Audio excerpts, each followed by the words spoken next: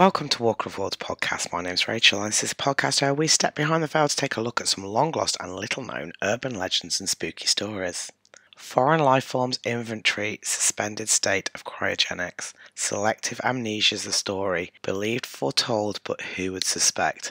Megadeth's Dave Mustaine once sang. The lyrics are from a song titled Hangar 18 from the band's 1990 album Rust in Peace. A sequel to the song, Return to Hangar, was featured on their 2001 album, The World Needs a Hero. But what and where is Hangar 18? First, we need to take a trip back to 1947. World War II had ended just a mere 18 months beforehand, and the world was in the process of rebuilding and returning to normal life. Many countries, including America, were going through an economic boom, with urban sprawl becoming the norm, productivity continuing the growth they had seen during the war years, and the world witnessing the birth of the commuter class. Halfway through the year, the tiny town of Roswell, New Mexico, probably didn't think that they would ever make the newspapers. In 1947, Roswell was probably a pretty much nondescript little desert town. It is home to the New Mexico Military Institution, which was founded in 1891.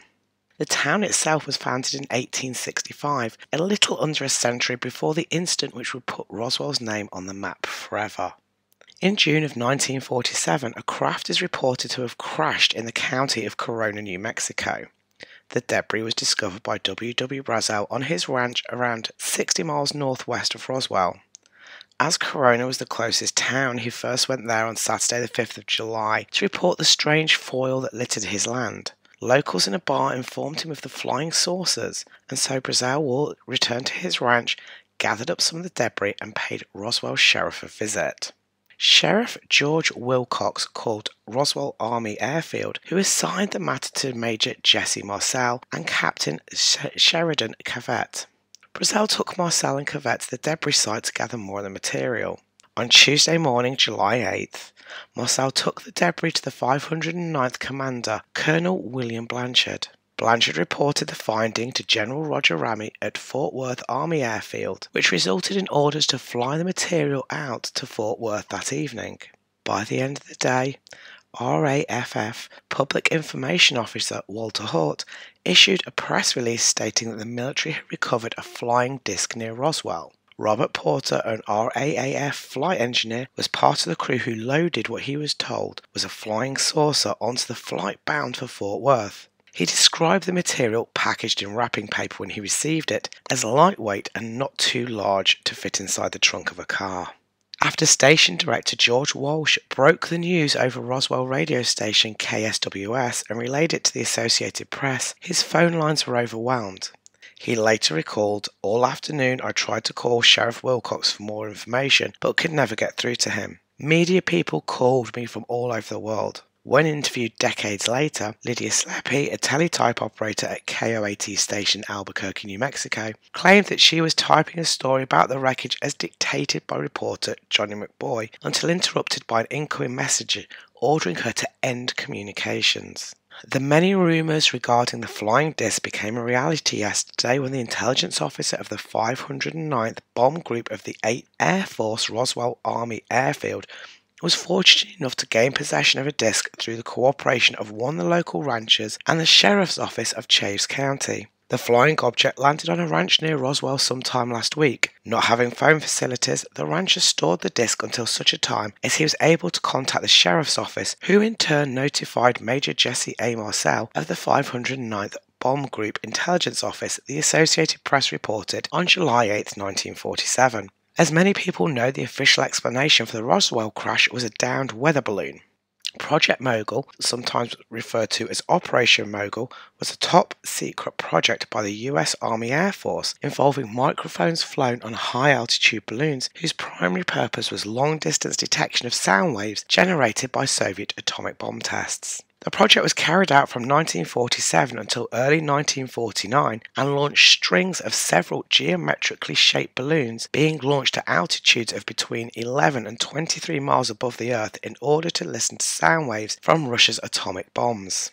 However, there are also many people who believe that what crashed in that remote space between Roswell and Corona was a flying saucer, and the parts of that flying saucer, including its occupants, had to go somewhere. Welcome to Hangar 18 at Wright-Patterson Air Force Base in Dayton, Ohio.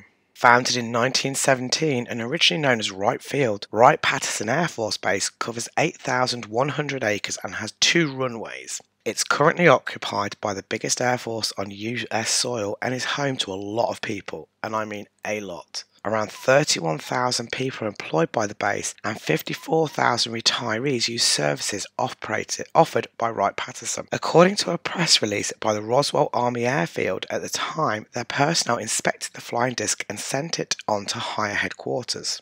A subsequent press release from an Air Force base in Fort Worth, Texas, which was assumed to be the aforementioned headquarters, claimed the disc was a weather balloon, a claim the Air Force acknowledged was untrue in 1994, admitting it had been testing a surveillance device designed to fly over nuclear research sites in the Soviet Union. But in addition to Fort Worth, many UFO researchers believe some of the materials from Roswell were also transported to Wright Field after the crash and stored in Hangar 18. This is based on unsubstantiated reports from former military pilots.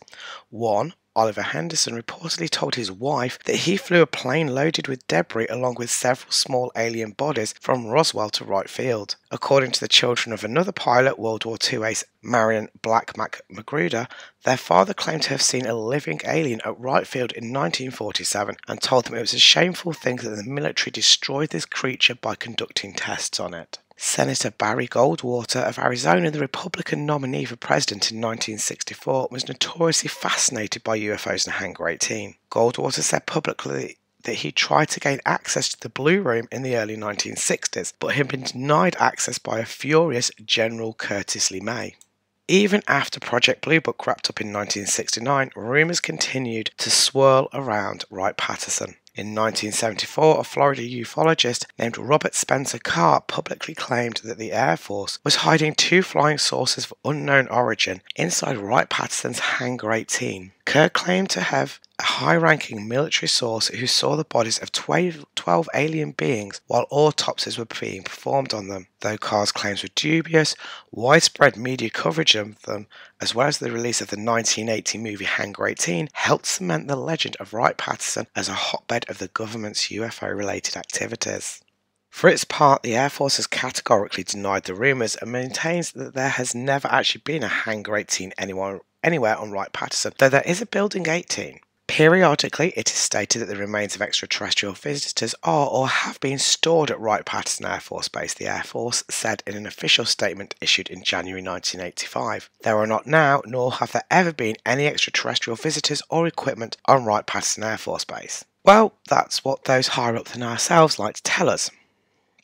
However, Wright-Patterson was also home to the previously mentioned Project Blue Book. Project Blue Book was the code name for the systematic study of unidentified flying objects by the United States Air Force from March 1952 to its termination on December 17, 1962. Project Blue Book had 2 primary goals, namely to determine if UFOs were a threat to national security and to scientifically analyse any UFO-related data. By the time Project Blue Book ended, it had collected 12,618 UFO reports and concluded that most of them were misidentifications of natural phenomenon or conventional aircraft. According to the National Reconnaissance Office, a number of the reports could be explained by flights of the formerly secret reconnaissance planes U-2 and A-12. 701 reports were classified as unexplained even after stringent analysis. The UFO reports were archived and are available under the Freedom of Information Act, but names and other personal information of all witnesses have been redacted.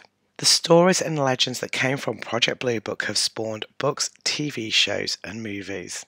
Governments, especially more recent months, have shown a strong interest in life outside of our own planet, and it would be extremely strange for us to be the only living creatures in such a large universe. So it's entirely possible that places such as Wright-Patterson, Area 51, Dulce, and the rest of the world's secretive bases may be harbouring craft and beings that are otherwise out of this world. The term Hangar 18 has been used multiple times, including a music venue in Swansea, Wales, a climbing gym in Hawthorne, California, an automotive technician in Stockton-on-Tees in the UK, band, a movie, numerous books, and of course by Megadeth themselves. This is one legend that will never die, at least in our lifetime.